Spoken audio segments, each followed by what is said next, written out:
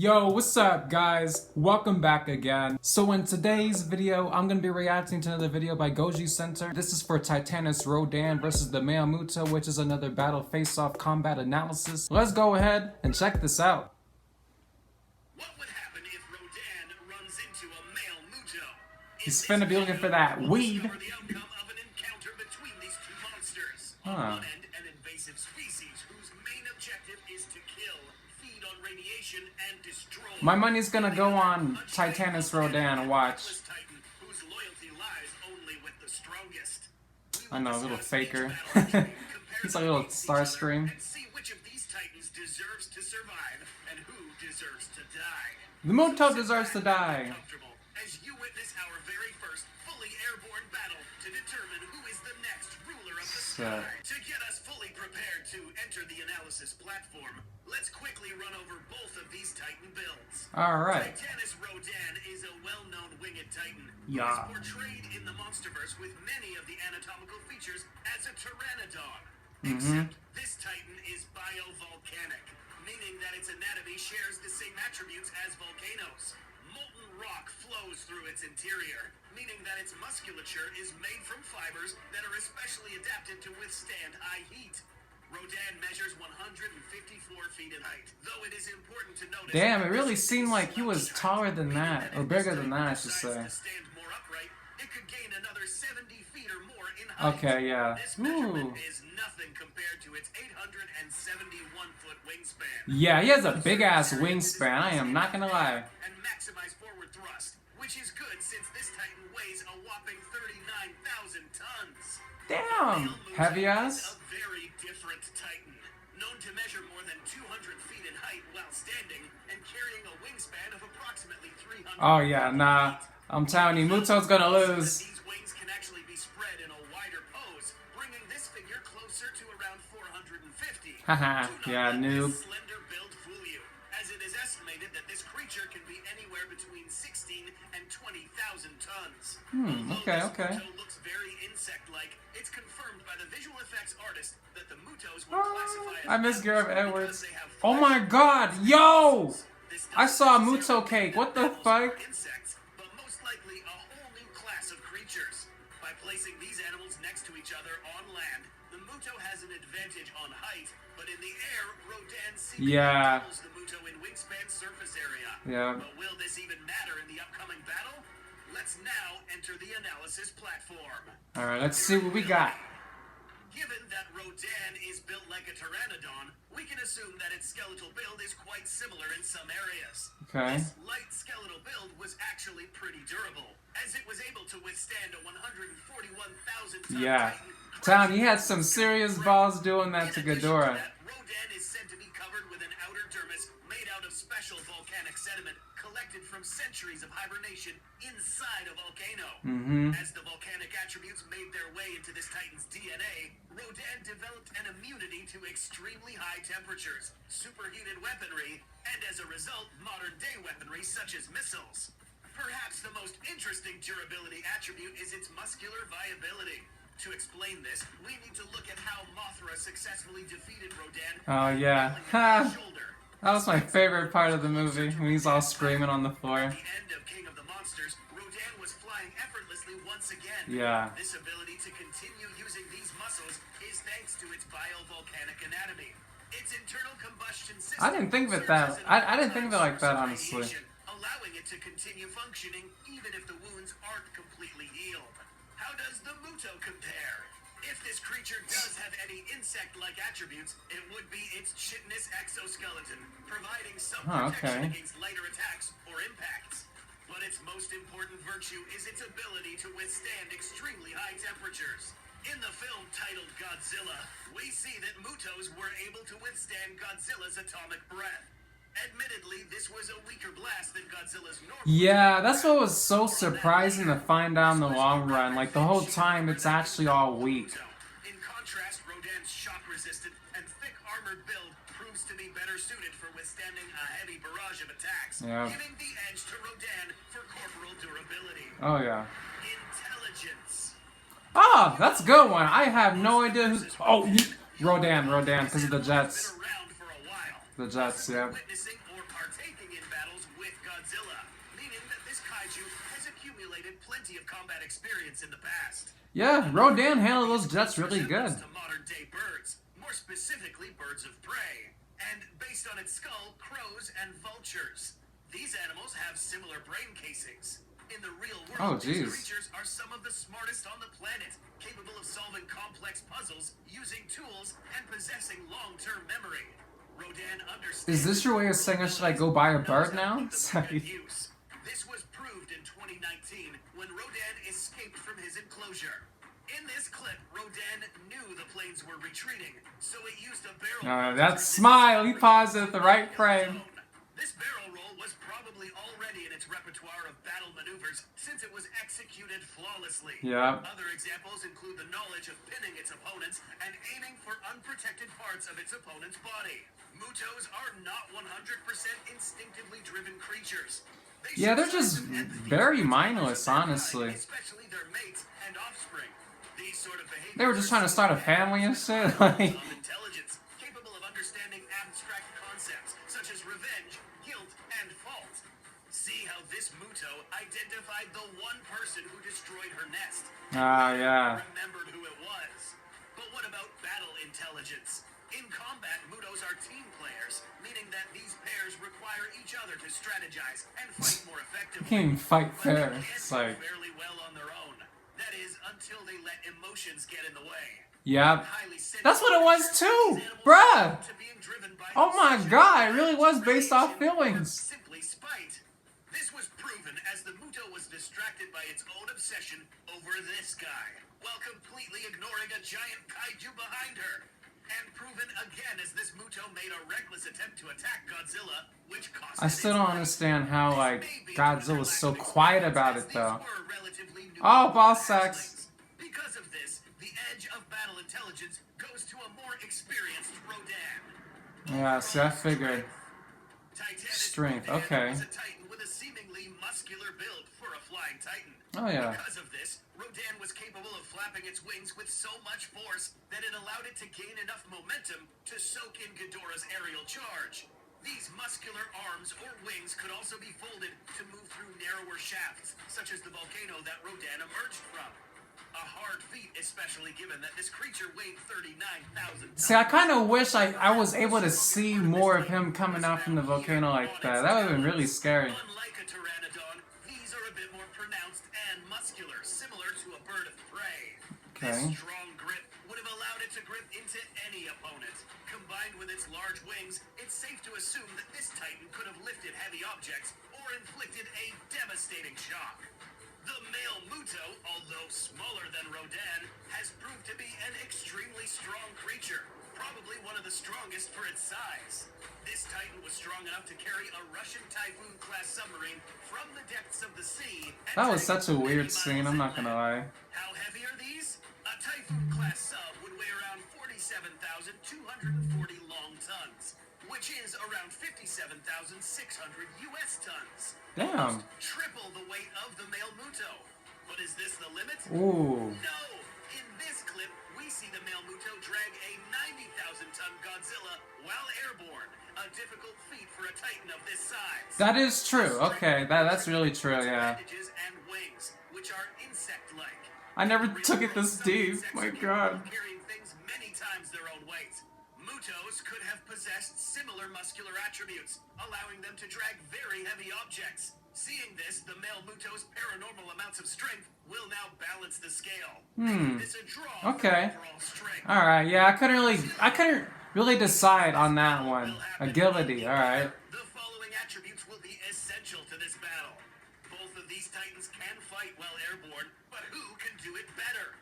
Rodan is a Rodan. Titan that can get close and personal while fighting in the air. Yeah, I'm telling you, man, Rodan ain't scared of nobody. However, is being able to fight while upside down, flying backwards, Yes. or even spinning. Observe how Rodan crashes into the floor with I'm telling you, man, Rodan needs some more scenes in the future. For a large winged creature, being able to move in such a manner, crash on the ground, and regain its composure is absolutely crucial for a winged Titan. Smaller size means that you can move faster within a small cubicle area. we see that this Muto managed to dodge Godzilla's attacks in less than a second and immediately moved to this position to flank him. Yep. Similar to Rodan, this guy can also fly to the side, backwards, and roll to some extent.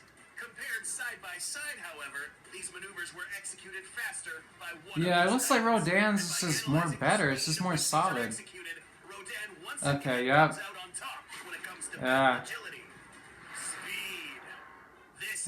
Okay, yes.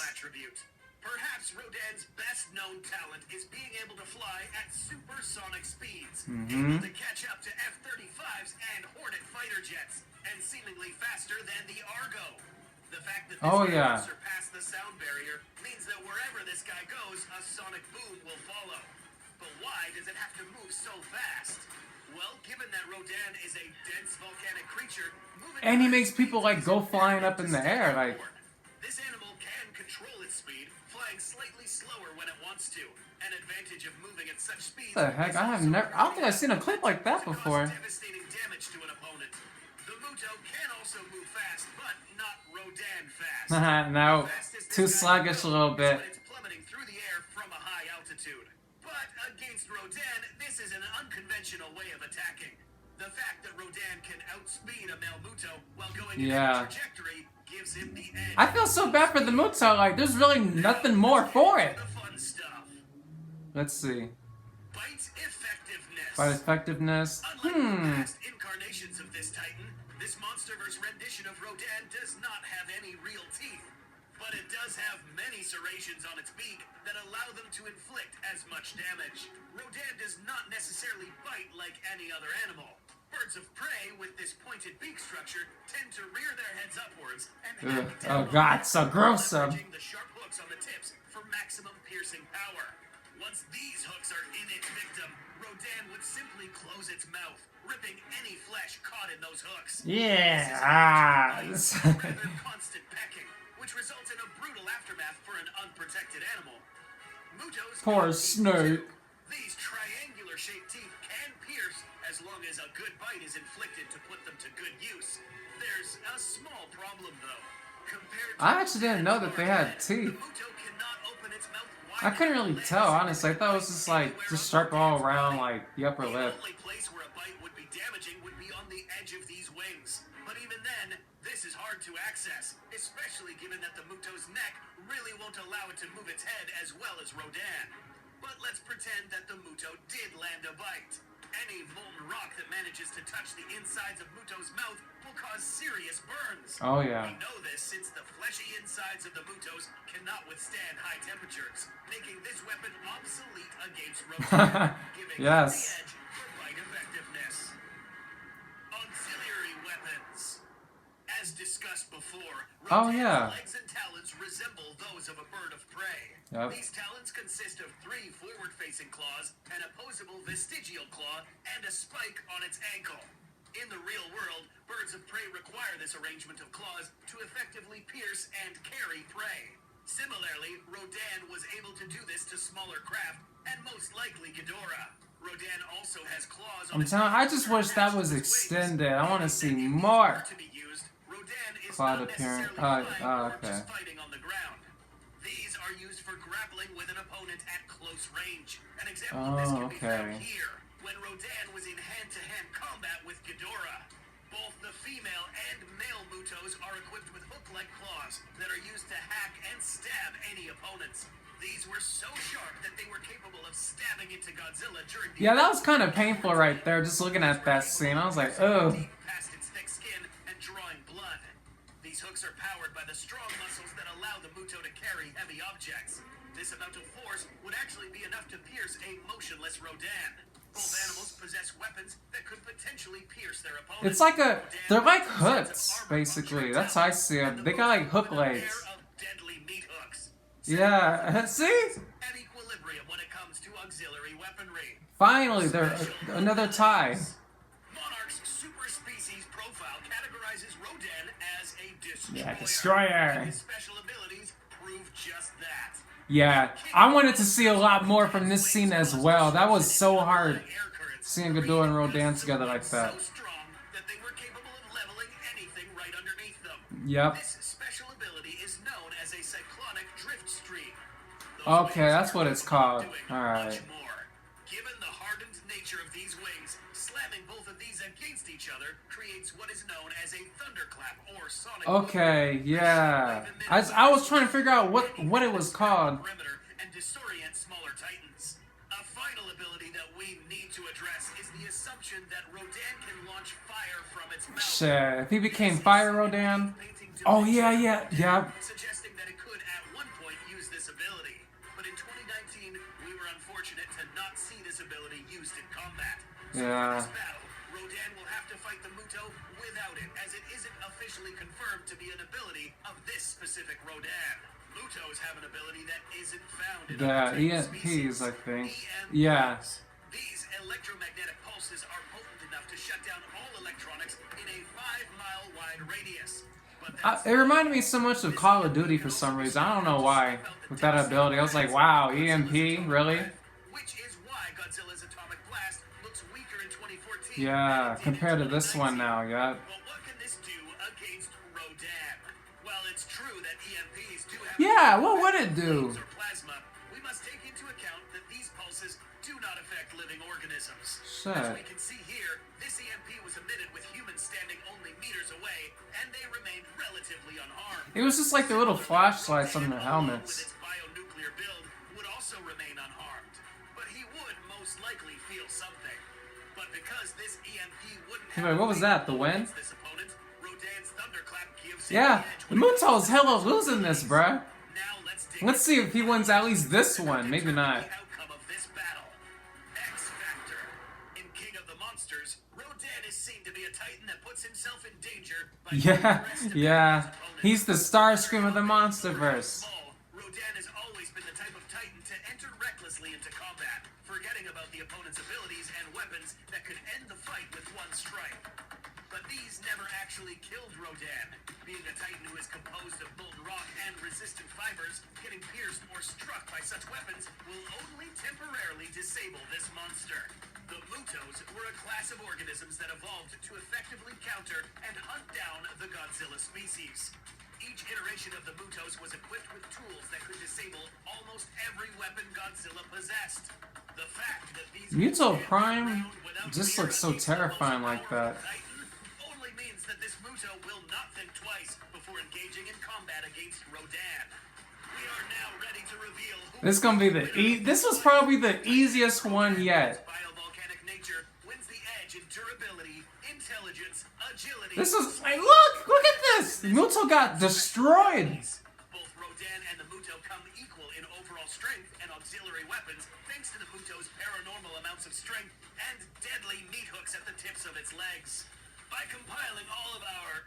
Give it to me. Okay then, as you can clearly Huh? see, Wait, what? this was probably the most uneven... Yeah, see? Thank you. I was about to say, come on now. It was so obvious. Taking a look at each battle attribute, Rodan was dominant in the majority of these Oh, attributes, yeah. leaving none exclusive to the Muto. Yeah. So what would this battle look like? Sorry. Better luck next time. The minds of these kaiju. As soon as Rodan detects and sees the Muto, It's gonna be its too tendency easy. to Oh, underestimate me. his opponent I will destroy you. once again, simply because this particular Muto is much smaller in size. This will cause Rodan to fly towards the Muto at supersonic speeds. Let me see. and crash into him. Ooh, no way. I would be down to see that. Does not carry enough weight or speed to gain enough momentum to effectively counter Rodan's charge. But would he get impaled by Muto's Oh, I can't unsee that no more. Probably not. These would most likely snap upon engaging with Rodan's hard Oh my. The Muto would break like glass. Up close and personal in aerial battle will make these obsolete. Oh These can man. be considered That'd be a mid-range funny weapons. ass way to Once die. Rodan's body gets past the tips, these are no longer viable and incapable of inflicting many fatal injuries. If the Muto survives this impact, he would now have to fight in close combat against Rodan. And given that the Muto's neck does not allow it to move freely, the male Muto would now be at the mercy What of neck does the Muto really have though? It's just all like, yeah. the Muto just as easily as when it got impaled by this building. The Muto would get picked up. He got stabbed through his head too right there, I think. Chopped off by Godzilla's Yeah, I remember that. I didn't notice that the first time too. Rodan's large sharp beak would hack off any of these limbs with ease. If this battle hits the floor, to get up, fly, and continue the fight. But what about that EMP? This pulse would not kill Rodan, as discussed previously. No. EMPs only damage objects that conduct electricity, but do have a direct effect on flames and sparks. But against a Titan with a nuclear internal combustion system, which is consistent of molten rock, Rodan would at least feel something. Yeah, a little tickle, you know. Have angered Rodan before, and this guy will do everything in his power to end the male Muto quickly, which he can. In this battle, Rodan underestimated the Muto, resorting to reckless methodology, and won. If this battle took place strictly on land, the Muto's height advantage would give him a slightly higher chance at winning. This was indeed an unfair battle. Yeah. What happened if Rodan faced a more evenly matched foe, such as Kamazat? Oh yeah. Yeah, I want to see that. I'm down. For supporting the channel. So how about we all join them and become Dragon Masters by clicking the link in the description. For more kaiju fight analysis and fun documentaries on your favorite kaiju, make sure you give us a like and subscribe, and share this video with your friends. Yes, share it the whole world. And we will see you in the next face-off. Alright, that was probably the easiest combat analysis I have ever seen so far. I kind of feel bad for the Muto, but then I kind of don't. Because that Muto knew exactly what he was signing up for. Now, if it was Rodan against Kamazats, then oh yeah, that would definitely be more of a tiebreaker for me. Even Kong had a little bit of a struggle going up against Kamazats in the comics. It also makes the male Muto look a lot more fragile compared to Rodan because of the fact that you can easily break off like its little hooks that it has for legs and all that stuff. Other than that, guys, thank you guys so much for watching this video. Make sure you guys also go ahead and check out Goji Center's channel in the description below. And if you guys are new to this channel, please smash the like button, comment, and turn that bell. And I will see you guys the next time. Peace.